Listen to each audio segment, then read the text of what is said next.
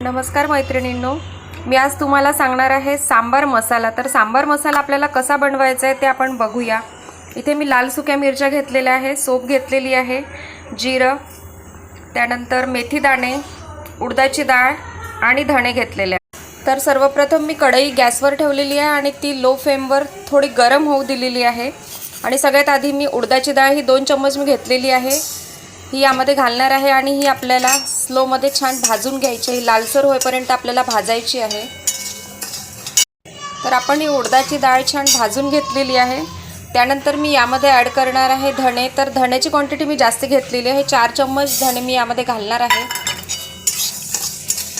आणि थोडा वेळ असे हलवून घेतल्यानंतर यामध्ये आपल्याला मेथी दाणे मी फक्त अर्धा चम्मच घेतलेले आहे।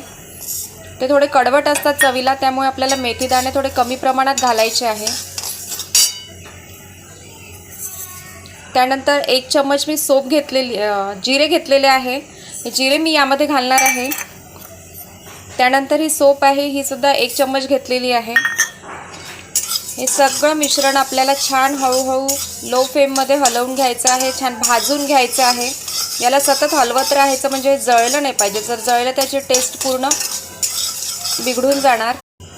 हे सगळं जिन्नस छान भाजून झालेलं आहे, तुम्ही बघू शकता। यानंतर मी जे लाल सुक्या मिरच्या घेतलेल्या आहे 5 ते 6 यामध्ये मी घालणार आहे आणि हे सगळं भाजून घ्यायचं। यामध्ये आपल्याला तेल घालायचं नाही आहे, हा मसाला आपल्याला सुकाच बनवायचा आहे, हा 6 महिन्यापर्यंत टिकतो।